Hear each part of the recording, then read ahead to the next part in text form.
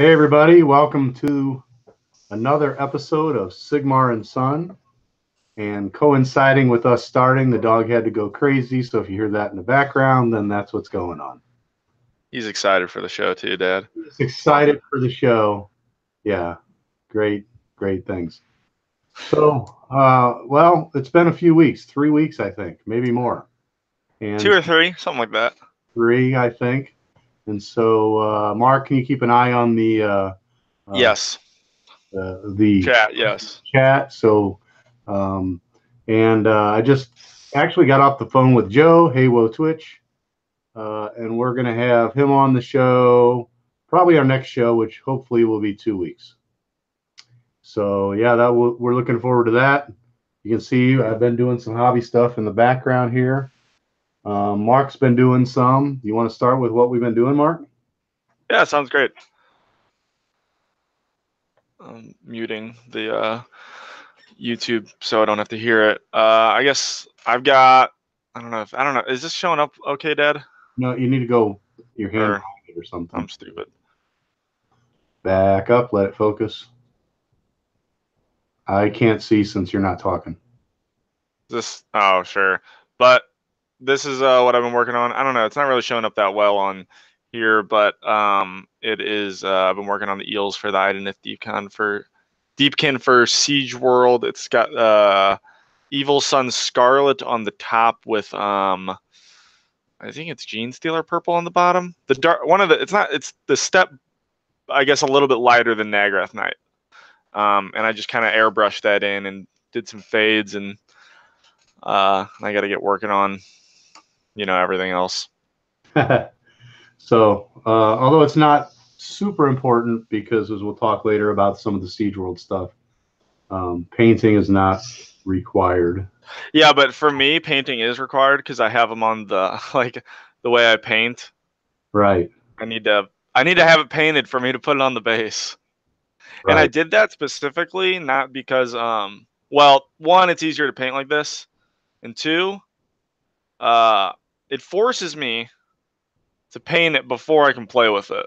If that right. So I've been messing pretty stupid. Some Nurgle type stuff for my Glotkin / Nurgle force. I basically worked on some bases, very exciting stuff there, and some of Mark's Plague Monks, and we're just getting these tabletop, at minimum tabletop. Can't hardly see. Maybe you can see there. Yeah, they're just basically green with a couple layers of wash and hybrid and Caliban green spray. Green spray with Agrax wash over top of some sort of woodland brown on their for their skin, and then Strachan green, I think, and Nurgling green, dry brushed on the edges. So I said Caliban. I meant Castellan. So, yeah. Okay. So yeah, that's what those are, and a little bit of, for the swords, and that's just to try and get something those guys done. So you're not playing gray plastic. Yeah. No gray. Try and get something done. Because I know that, like, I was listening to a different podcast, and some guys were coming into SiegeWorld, and they're like, make an effort to at least get your army to that level. So, because people are traveling. They don't want to see a bunch of gray plastic. And I agree, but I also, as we'll talk later more, agree that, to grow the community, it's probably okay at this point. Well, yeah, and it could be with Age of Sigmar 2 just coming out, and a new player might want to pick up to actually play the game, like at a tournament level. This could be a new player's first tournament. They might not have everything painted. Right. I was just going through looking here. The news, I guess, that we would kind of go through is that they did come out with more of the pre-order, made to order stuff, and that was, I think it's still this weekend you can get it. So made to order dragons, Prince Imric, the weird dragons. Yeah, Malekith, the Witch King of Nagaroth, and Azrai on a forest dragon. If you are interested, go back to the GW page, look those up. They're basically models from the old world, but they're old dragons, and some of them are pretty cool. I don't know. I think those dragons need to do some. They need to bulk up a bit. Well, the problem, those are they're old. I know they're old and they couldn't support their weight with metal and very kind of the mold limited by molds, one dimensional, if that makes sense. Yeah. So I guess the other thing, there really wasn't much for pre-order for Age of Sigmar this weekend, but there were some. They announced I guess a Realm Gate Wars omnibus, which it's like 12 or 13 stories or novels. I don't think it's novels, but 12 or 13 stories in there. And Neferata, Motarch of Blood, which is a full-size novel. And those look pretty cool. I think the Neferata one I'd like to read, since I'm into the Death faction. I'd like to read them if I like to read, but I don't do that. Right. Well, I stick to my Aquaman comic books, and that's about it. Audible. So yeah, just new releases going on. I have a note here that says the Soul Wars Army's onslaught continues. And those are the Bladegeist Revenants, the Dread Scythe Harridans, and somebody, the Executioner. Lycaron. I don't know how to say it. Lycaron. Somebody, the Executioner. So, see if I can share my screen here. Which one of those are you hoping to get for your birthday, Dad? Yeah. Bladegeist Revenants. His birthday's coming up. We can put our address, our P.O. box in the description if you guys would like to mail him gifts. Yeah, mail me stuff. Yeah, exactly what I need. Screen share. I'll share the DW site. And so, yeah, you can see we've got the Bladegeist Revenants, the Dread Scythe Harridans, and Lycaron, the Executioner. So yeah, the Revenants seem like they're a pretty powerful unit. I think they can charge after fleeing, I think. Mm-hmm. Retreating, charge, yeah. Charge. So yeah, those are they are so differently it's amazing. All of them are differently posed. Right. Like everyone has a unique pose, and it's just great. Those are my favorite Nighthaunt guys, I think. Right. And I do like that Executioner, I think, a little bit more. His axe is a little the same one as the guy that's got the noose. Is it the same mini? Same rules, yeah. Right. Okay. So I guess kind of going on, since we're sharing the screen, the other Stormcast guys that are out, they got the Evocators on Celestial Dracolins, regular Evocators. I'll go ahead and turn off the Malignants. And the Lord Ordinator, that's easy to build, Celestra. And then these guys, the Mule guys, right? Lord Arcanum on Toleron, and then the same kit builds the Aventus Firestrike. Yep. And I should also mention the Black Coach. I didn't have it up here, but yeah, the Black Coach, which just looks like an amazing model. Yeah, I really like those Stormcast Dracolins. I think they're sweet. I don't know. I unfortunately I saw a post online which was comparing their like average damage for points compared to Evocators on foot. Right. And like the Evocators on foot have like double the average damage output on a like per point basis. So it's probably just not as good, unfortunately. But that's where we're at in this world. So there was a lot of GW news. Unfortunately, not a lot of it was Age of Sigmar, but we've had such an onslaught of Sigmar. But yeah, so I joke about this. Adeptus Titanicus came and went. It was like $300 and sold out like the first day it was available for pre-order. which is pretty amazing. That set did look like it came with a lot of stuff. People love knights, 40K. and people love tiny knights even more, apparently. Right. And it looked at a lot of terrain there too. And I have a friend who's totally into the 40K side. And he said that that just combined a lot of stuff. That the stuff you can buy separate pieces to kind of get all that stuff still, which I don't know if that's true or not. But anyway, that was cool.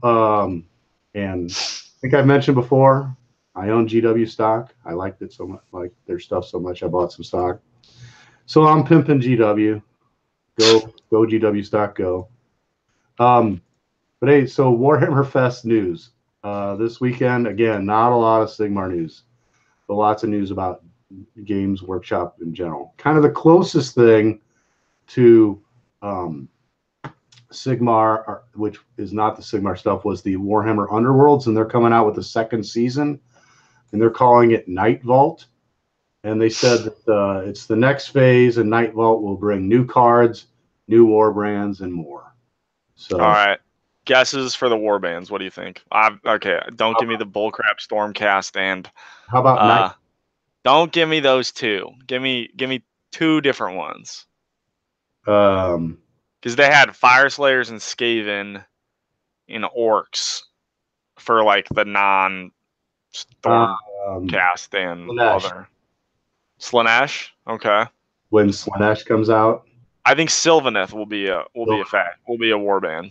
Gratz, I don't know. Yeah, they'll probably just do. They might do whatever the whatevers were too. I know that's not helpful at all. I'm forgetting what they're called, heralds or whatever. Chaos. So they might do the chaos Slaves to Darkness people and Grotz. But I would like to see Sylvaneth. Not really for myself, but I know Jordan's been like asking, are they ever gonna come out with Sylvaneth? I don't know, dude. I'm sure other people would like that too.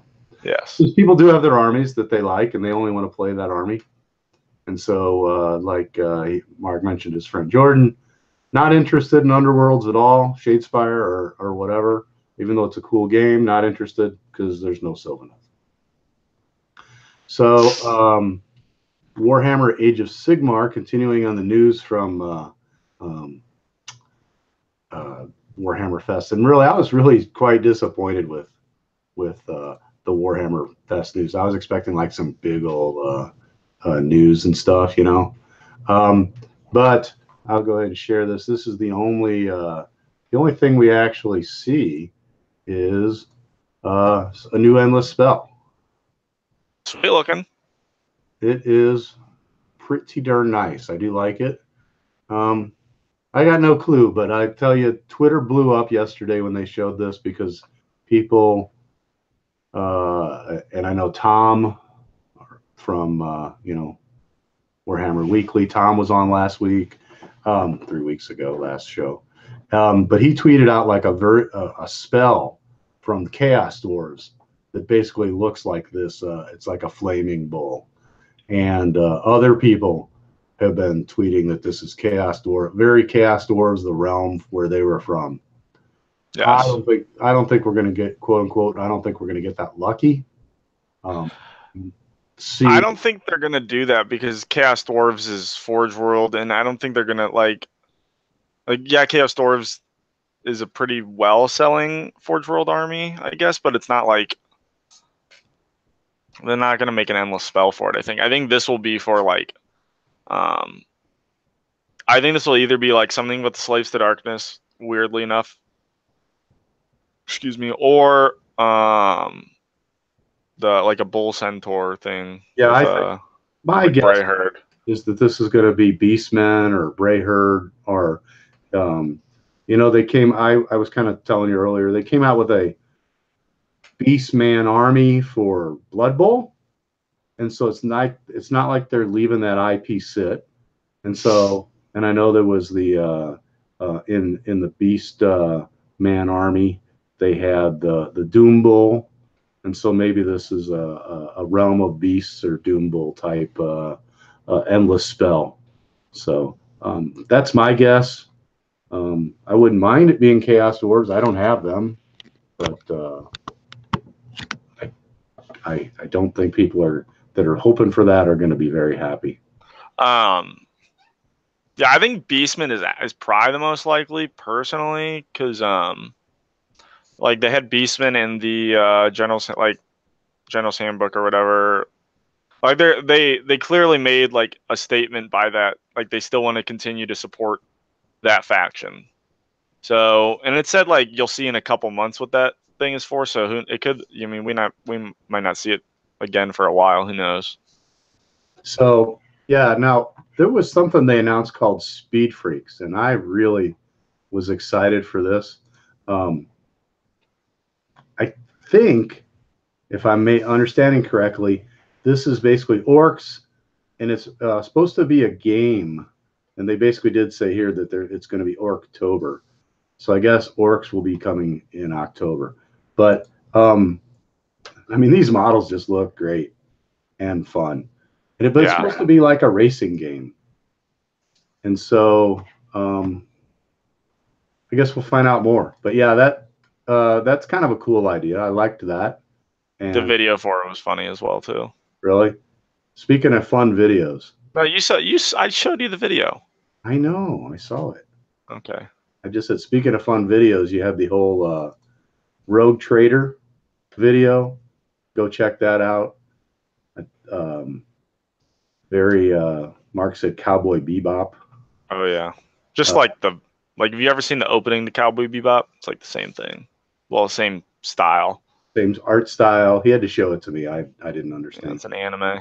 So, but it was a pretty funny video. Crazy little things, like there's like a Nurgling laying under an umbrella out on the stuff. It's like, but it's a Kill Team expansion, right? So that's going on. And finally, last but not least on there is that Blood Bowl, they're coming out with a Nurgle Rotters, which is a new and I guess I'm sure there's many of these bits are going to make their way into 40K or Age of Sigmar. Yeah, they look like they have good conversion potential. They got a lot of good Nurgle pieces there. So I think that catches us up on our Warhammer Fest news. And you want to talk about like the Slayer sword or anything like that? What won? The what? What won like Slayer sword? Yeah, you could. I don't have that up or anything. I can pull it up real quick.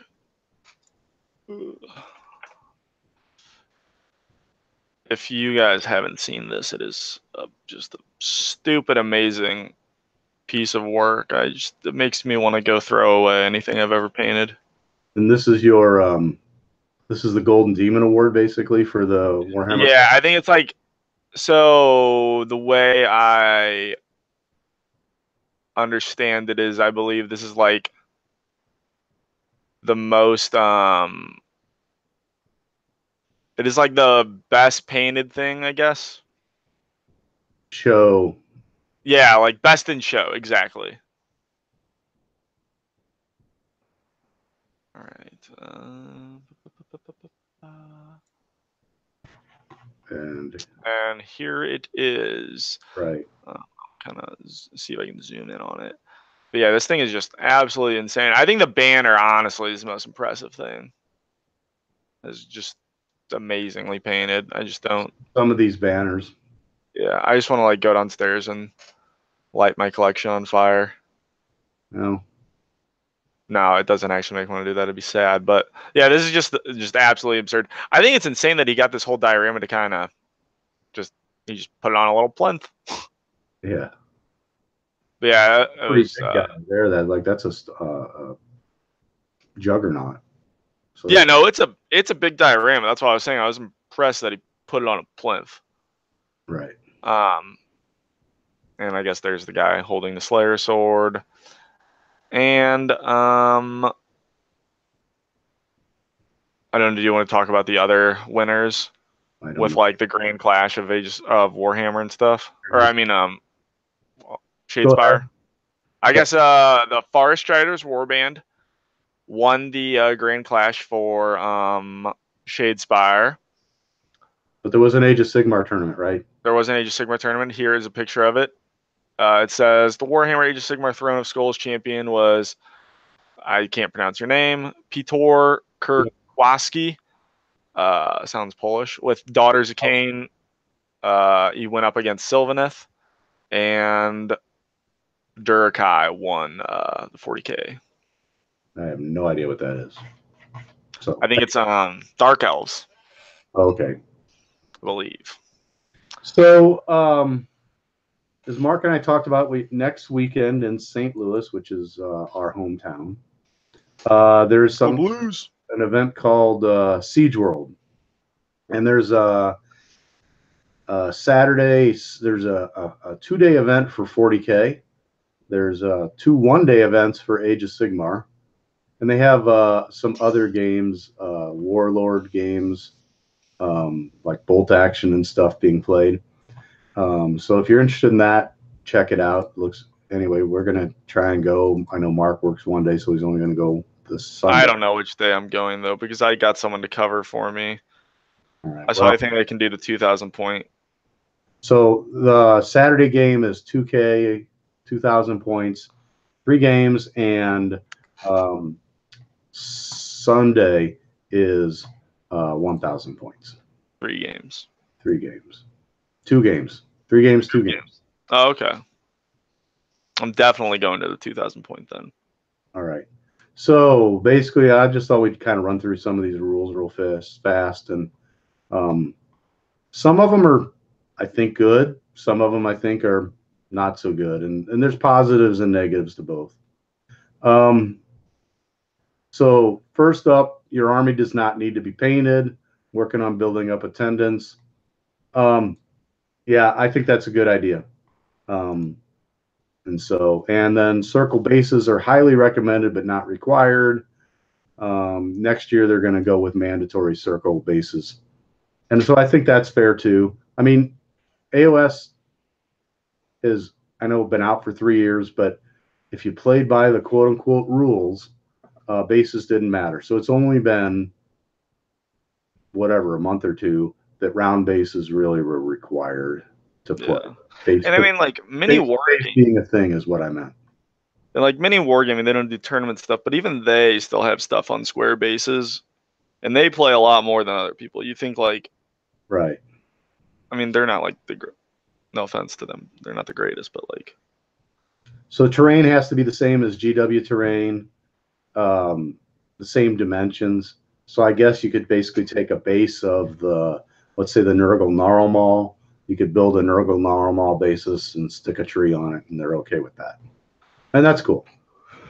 So list construction wise, players got to select a realm from where their army comes from. This is pretty standard.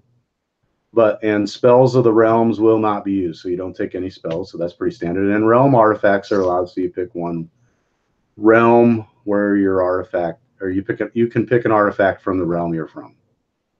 And so that's, I think, pretty standard, right? Just straight up off of the builder. Yep. So the realm, here's where it gets a little different. Realm of battle will be used for each tournament round. Each wizard will know the realm sphere magic of the realm as found in the core rules. However, realmscape features will not be used. So basically, like, is it Realm of Fire where smoke blocks you and you only have vision? Yeah.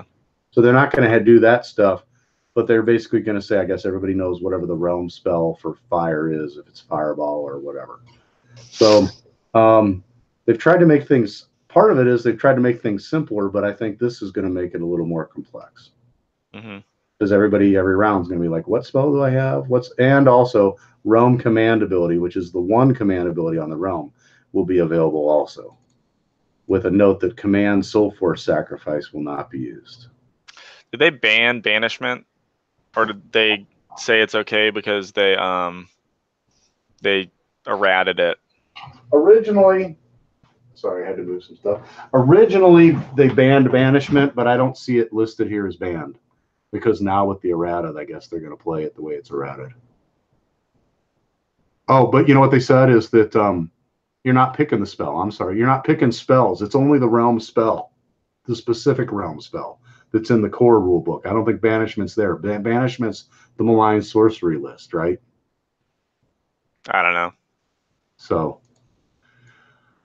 next up, I know what the guys going for. They were going for here, but this one kind of bothers me. Commands are not stackable, and I think that is good in the sense that like I can't have, like what's your Skaven warlord? If you have give my guy you Skaven one 4 Skaven extra attacks. burns 4 points and gets 4 extra attacks. So I think by not stackable that way, that makes sense. But they went a little bit further. They said, you cannot use multiple command abilities on any one unit during the battle round. And so I don't like that at all, because basically you don't, if you use a command ability early in the battle round, you're going to not be able to, if you fail a charge on that unit, you're not going to be able to re-roll it, or you're not going to be able to make that unit immune to battle shock. And so like in a battle, for example, what Nagash's command ability, right, says that everybody's immune to battle shock. So if you kick off that command ability, everybody on the table is immune to battle shock. Okay, I can't use any other command ability on any of my other units. Like, re-roll a failed charge or something, or any other general's command ability. So that seems a little more restrictive than it should be. But yeah, what they have. It's like I give my guys re-rollable hits and wounds. Oh, I don't know. I'm just making something up. Oh, I failed my charge. What a waste. Sweet. Right. So, Scoop. Monstrous beast from Realm of Beasts will not be used. That's the one where they basically say that everybody has an extra beast or whatever. Endless spells are allowed. And they're basically going to staying up front that, hey, terrains on the table, you're going to have to roll on the scenery terrain chart to find out what it is. Standard. Right. And terrain war scrolls will not be used. Seems pretty standard as well, honestly. Yeah.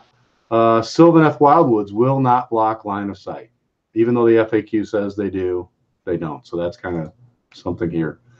And then finally, I guess, even though the FAQ said the Umbral Spell Portal is you only can put one spell through it, basically you're not allowed to hand to dust through it, period. Which that's fine by me. Fine by me, but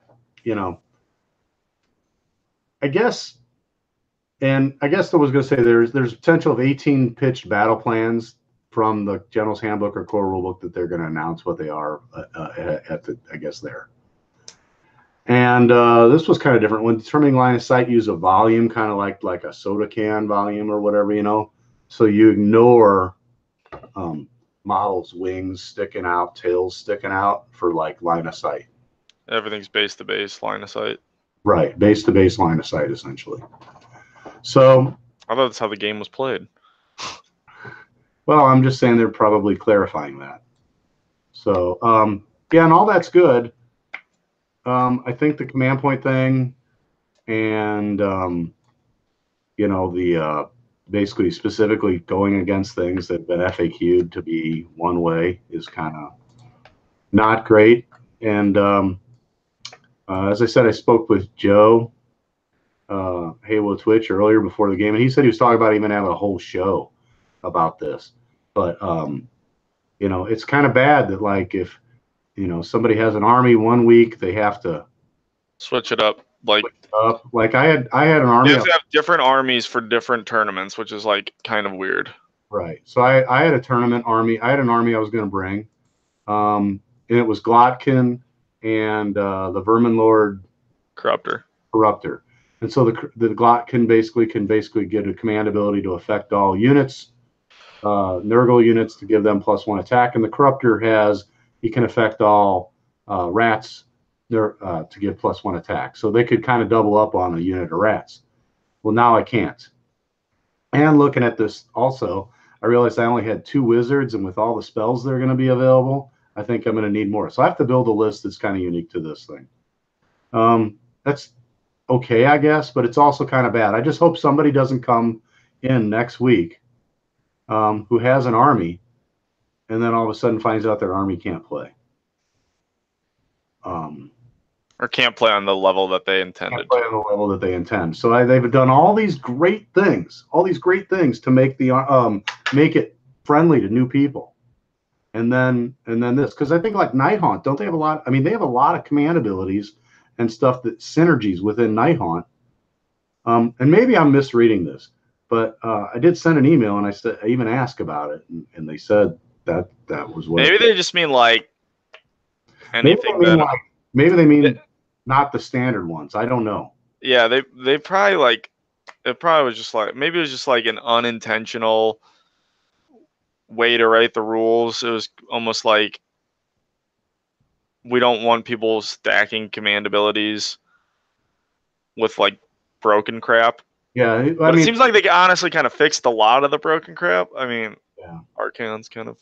They did say that they did. I mean, the guy said he just thought that there was a lot of potential for abuse, and different combos of command abilities could be abusive. And while I agree with that, it's yeah, I don't know. Just we'll see. We'll just see how it goes.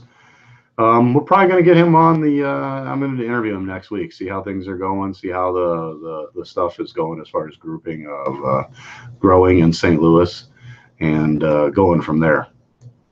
So that was basically what I thought it was. SiegeWorld. I'll be there. I guess both days. Mark will be there. 1 or maybe 2 days. I don't know. Haywo said, so in this tournament, Iron Jaws are unplayable, and yeah. He says command ability stacking is their thing, and clarified and the FAQ as being their thing, which is true. Right. Like I view Iron Jaws would suck horrendously, and maybe the guy's tired of getting beat by Iron Jaws. I don't think that. I mean, if he's having that problem, he's got more problems in life, I think. Yeah, I did hear some other podcasts talking about SiegeWorld. I guess some guys from Chicago were coming down, and they went through these rules, and I don't think they picked up on what we're talking about here with that. I think they were just thinking it was command ability stacking, like multiple, let's say if Glotkin didn't say that it, I can't fire Glotkin 3 or 4 times. Right. But, I mean, they did add that, but into the FAQ. But I think that they've done a lot of things to try and grow the thing. And I was going to say in that tournament, in that podcast, they said, I think they were talking like a third of the people that had responded saying they were going were bringing Nighthaunt. So that'll be interesting. Nighthaunt, I think it's just new and it's cool. And it's pretty balanced, I think, from what we played the other day. It's pretty, there's a lot of interactions there. Yeah. Things that I've heard people say is that they don't have anything that's spectacular, but a lot of things that are good, they do well. Like I was referring to I used to think the pop-up from the desert for the Tomb Kings, the snakes or whatever, could do that. Well, you can do that with half your army in Nighthaunt. So, I mean, you can not deploy half your army, and they can pop up anywhere you want on the board. So that's just amazing. Which I guess also reduces your drop, right? So yeah. These half are all one drop is half my army's off the board. So. Yeah, I just looked up the SiegeWorld thing. I was trying to see if there's anything else in the PDF that maybe changed, but it didn't seem like it. So. No. So the other thing I wanted to cover was some tournaments. The Hero Phase podcast, I think they're in Ireland, had Hero Phase 4, which was 24 players, and they published some interesting stats, and I guess I'm just going to kind of go through those. Because we're in a time where tournaments are kind of in a state of flux, right? We don't know what the meta is right now. A lot of people guessing what's good and what's bad, and we can go through what the greatest. Daughters of Cain. That's the meta. Daughters of Cain. Yeah, they seem pretty good. But basically, they had some interesting stats that they published out through Twitter that I captured here. Their most common endless spells: Soul Snare, Shackles. They had 6 of them, and Cogs. They had 5 of them, and everything else was like 2 or 1, if they were played at all. For realm artifacts, 8 players. None of them had a realm from an artifact from one of the realms. They had their own artifact. But Sword of Judgment, there were 3. Doppelganger's Cloak, there were 3. And Ignax's Scales, there were 2. I don't know what those are, to be honest. We went over those on our artifact thing. We did. They but give like a say. I think. Shoot. That was like 8 weeks ago, in my memory is. I think they give. They help your save. I think, yeah. They're similar to the Griff Feather Charm. Except for the Sword of Judgment, probably. I'm going to guess Sword of Judgment is the one that's Ren -3. I think so. Because so good. Someone said Sword of Judgment is boss in the comments. What's it do? Merrick, we're dumb. Well, we continue until he. Right. So factions, they had 3 Daughters of Cain. Speaking of it's Ignis is a 4+ mortal wound shield, and D6 mortal wound on 6s for the Sword of Judgment. So 3 Daughters of Cain. So okay, Daughters of Cain, Nurgle, and Seraphon each had 3 players. Ironjaw's, Khorne, and Nighthaunt each had 2 players, and there was 1 KO player, 1 Legion of Blood player, 1 Order Serpentis player, which I guess is Dark Elves. And then I guess there were other ones that they didn't have listed. They did have some averages. Command points taken, 1.4 was the average number of command points. 6 drops were the average number of drops. Players with battalions were 14 of the 20-something. And number of players with unspent points for command points were 6. So 6 players had left on 50 points on the board or more. Right. Obviously, somebody had to get a command points taken, or some of them gave, probably 4 took 1 and 2 took 2. All right, so that was kind of what I have for notes and stuff for news. Warhammer. Another big tournament that was recently done was Bobo. I forget. It's on AOS Shorts. Yeah, you could look that. And that has a lot of lists that you could blackout. So that has a lot of lists that you could look at too if you want to kind of get an idea of the meta and net list. AOS Shorts is a great reference for that, and he keeps all of everything. So I'm basically pulling out something here, covering my face. Mark has, if you notice, we didn't get together for videos, but we put a couple videos up for the Age of Sigmar Champions, Warhammer Champions card game, and mostly it's just unboxing of different. All of it is just unboxing. All of it is unboxing, right? So putting up some Warhammer Champions cards here, and we just thought we'd talk a little bit about it. Obviously, it's something I really like, and I think there's some interesting design space to explore there. What I was trying to show is that in this map out, if I can, play map. Oh, they said map. I was very confused. Map, but I meant play map. There's 4 lanes essentially, and so you start each deck has 4 champions, 4 blessings, and you take turns. You deploy your blessings randomly down, and they're upside down. You don't know which ones. I mean, you know what they are when you built your deck, but you don't know which went there. And then you take turns laying your champions down, and so each person has 1 champion in each lane. But champions all have special. Wait, is that true? What's You that? don't know you deploy your blessings randomly? That's what I heard. I'm pretty sure you put them down. You can put them down. Well, you put your blessings down. We'll just say that. Whether you know them or not, I don't know. So then I know Mark has some champion cards that he could show here. I had some non-champions cards. Loud Tooth Mega Boss. Broken. He's one of the champions. I scanned this, guys. Don't try and steal my stuff. Yeah. Yeah, so the loudmouth Mega Boss, I can't really get a good. It's not really showing much with the glare. But he has a heroic deck which you can do once a turn. You can only do one heroic deck once a turn. And you can rotate a highlighted unit 2 steps forwards, and you can and if you don't know this, when you rotate something more than 1 step, you get both of its corners effect. So if you rotate 1, 2, you get the first corner and the second corner.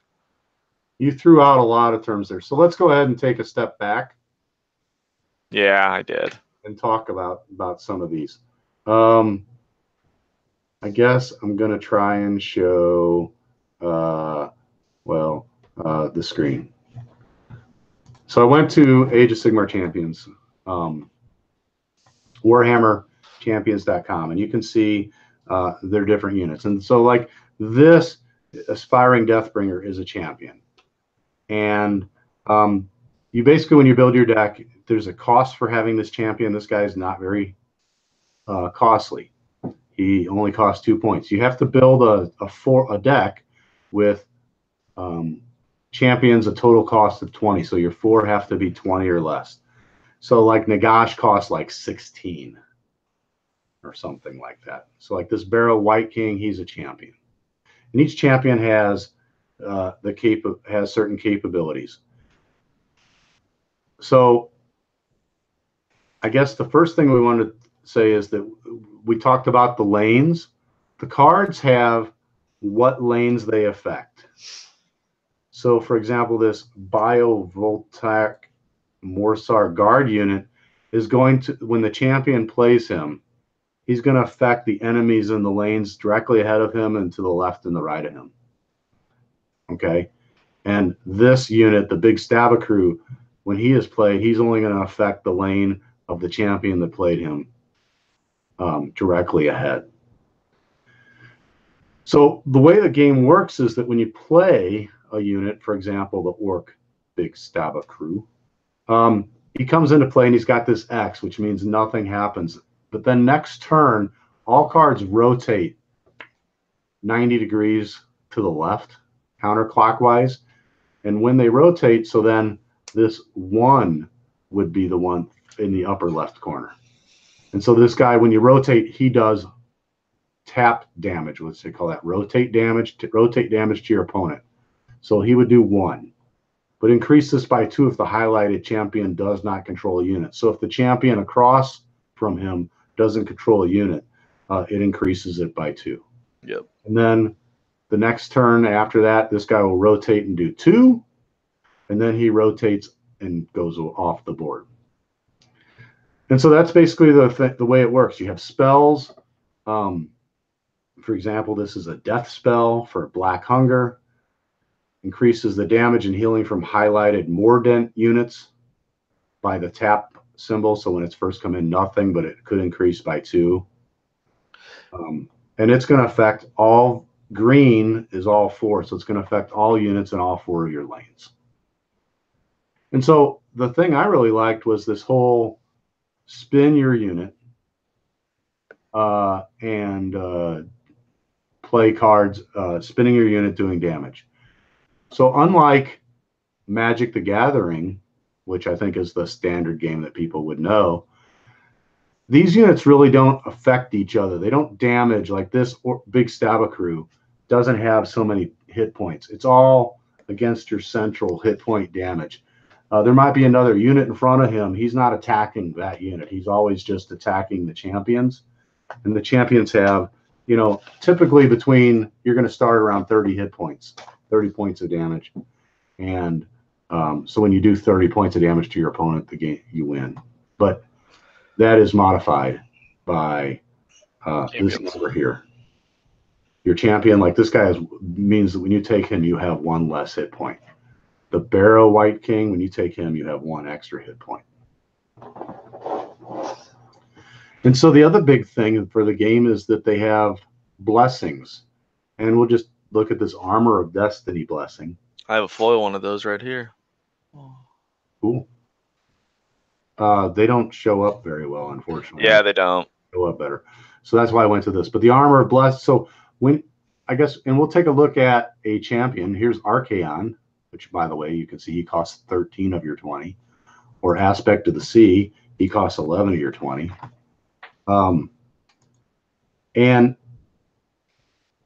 they basically have capabilities. So when you see these corners on these guys, and they're more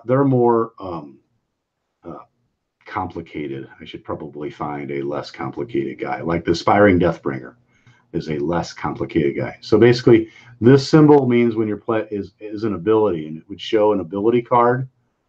So basically, it's like a spell you can cast. That's not a spell. It's just an ability that affects. It's like a one-time effect. So when this guy plays an ability card, they call this a clunky corner instead of a round corner. So smooth corner. So this clunky corner doesn't rotate every time because he's your champion, but basically it only rotates when you do this action, which is play an ability. And then he'll rotate again when he plays an ability. And then he rotates again when you summon a unit. Yep. He rotates again when you summon a unit. And then looking at Archaon, his capabilities are summon a unit. This is remove a unit. Summon a... Deal any number of damage. Deal any number of damage, and that's summon a demon. Oh, summon a demon unit, yep. Yeah, so there's summon, and then with a demon symbol becomes summon a demon. Anyway, when these guys spin all the way around 4 times, then you get to reveal the blessing underneath them, and then that blessing takes effect. So, for example, if Archaon spun all the way around and they had this chaos blessing underneath him, if you have 10 or less health, gain 1 health at the start of your turn, increases by 1 if you have 5 or less health. And then that blessing, basically this blessing stays there the whole time. Some blessings are instants and take effect. Some blessings have rotate, and this one's passive, so it's always there. Yeah. And so that's basic. Oh, well, the other thing is that a lot of this, you can see there's a how do you play cards, and like, of course, Magic has mana, right? And so this game is sort of action oriented, or so you are allowed two. Well, you're allowed to play as many cards as you want in a turn, but the game starts with you either having 4 or 5, depending on if you're the first player. Yeah. And then you are allowed to draw 2 cards a turn minus the number of cards you played. No, minus the number of actions. Minus the number of actions. Right. So you can play as many cards as you, because there are cards that give you extra actions. Right. So you can play 2 cards, or you can draw 2 cards, or you can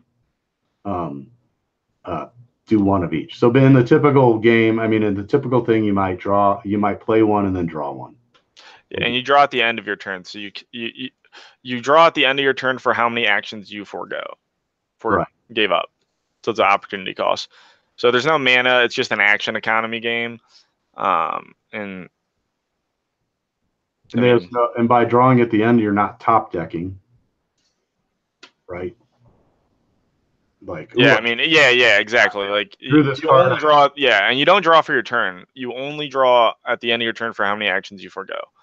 Right. And so, stop presenting. that was basically what we wanted to talk about a little bit there. It was we've played it a little bit. It's really in its beginning. Oh, and the other thing I should talk about is, and Mark said, don't scan my cards or whatever. You can see these little dots on the side here. There's an app that basically the app is out now, and you can then essentially that makes a key code, like a QR code that it recognizes, and recognizes that you then have that card in your collection. And it's unique. It's not unique for this. It's not like every Mystic Shield is going to have this code. That code. It's this. That code is unique for this card. Yep. So, like Mark did a card opening video where he opened up some packs showing people, and then on YouTube people took a look at the picture and scanned and took the cards. But the guy who did it sent us something and said he was going to give them back to us. So maybe he protected us from other people who wouldn't have.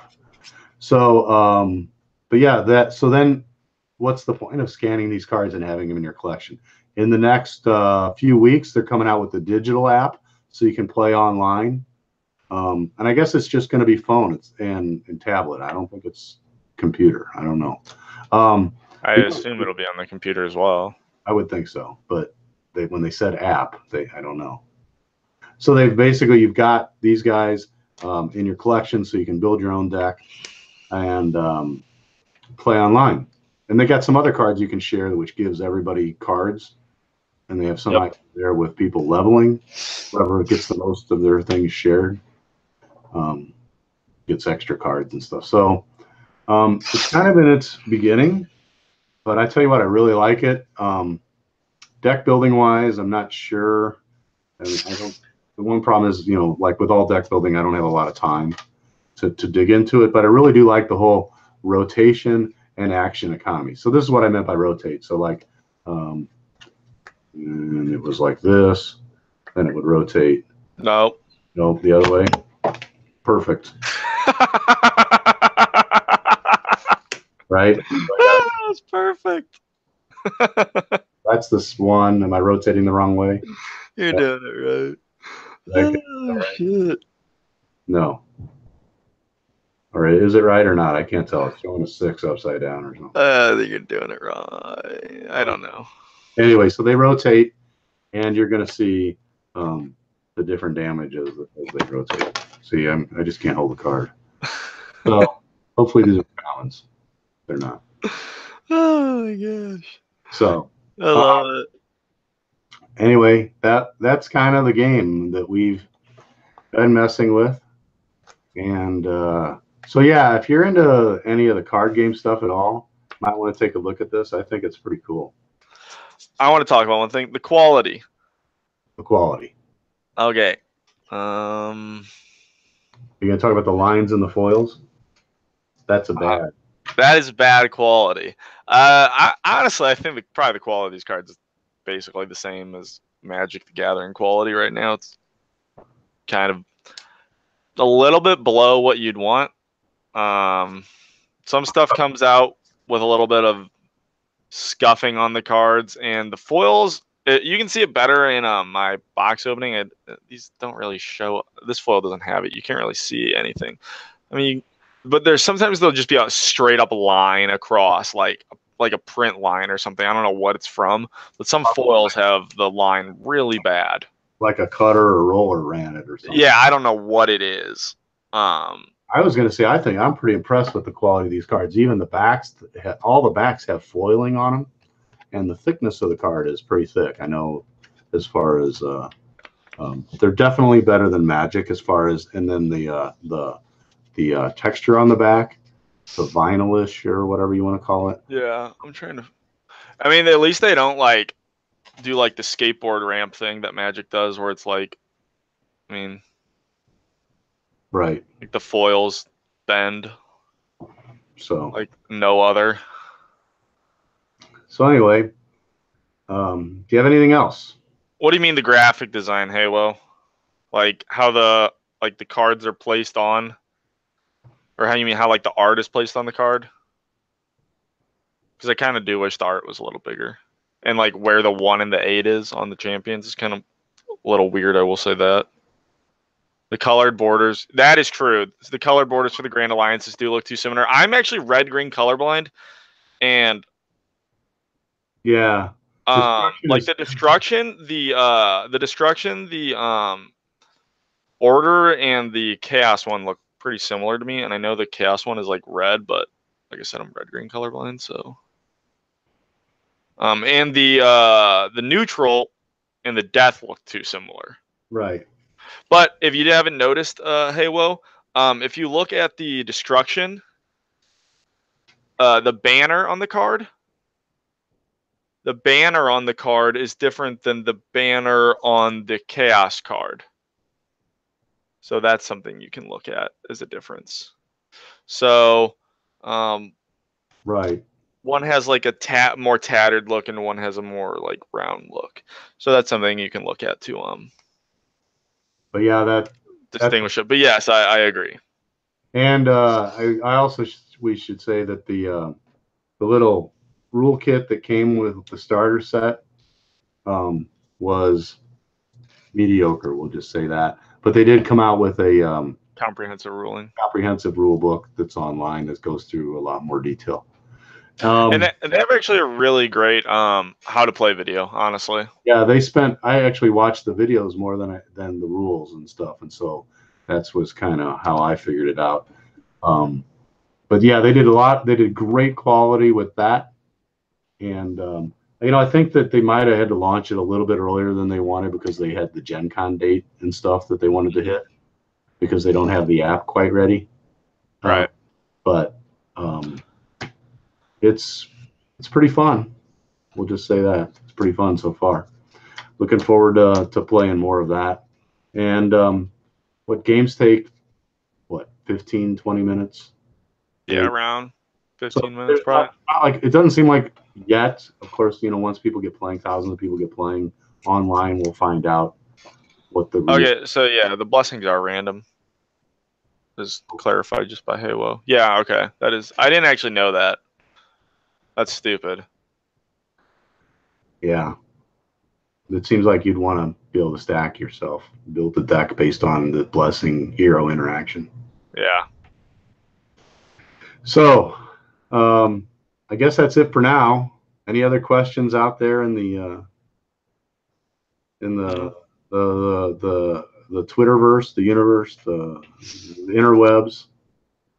The Marvel Cinematic Universe. Has anybody else seen Vince's bust of Cetra or whatever the guy that he painted it to be Cetra? Vince from Warhammer Weekly. That thing is amazing. I'm so jealous. I think he said something like he spent 20 hours of doing non-metallic metal on it. He's got a video of how to do it. So go there and check that thing out because that is impressive. And being the Tomb King player that I am, I loved it. Oh, hey, I should mention I have sweet. I did get this week models from my pre-order. I drunk dialed my old girlfriend. No, I think 2+ Tough called it that.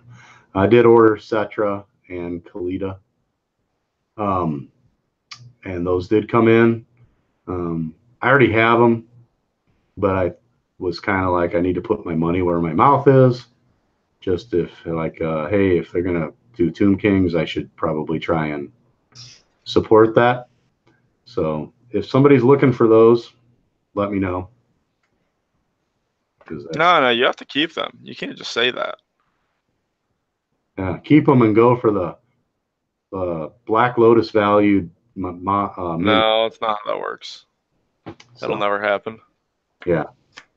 All right. Well, that's it for now. I guess we'll call it a show. 2 weeks. It sounds like we're going to be on with Joe or Halo. And we're going to, I don't know exactly what our topic's going to be. We've got a few of them out in the interwebs we're discussing. Maybe some combos to do. Maybe more about the card game. Maybe more about Night Hunt. I'm not sure. Anyway, that's it for now. Mark, you have anything to add? Nope. All right. If any of you guys are going to SiegeWorld, oh my God, I got myself echoing. I hate it. Yeah, make sure to look us up at SiegeWorld if you're there. Let us know if you're going to go ahead of time. We'd like to meet up with people. Halo says we'll talk about the AOS reveal at Nova.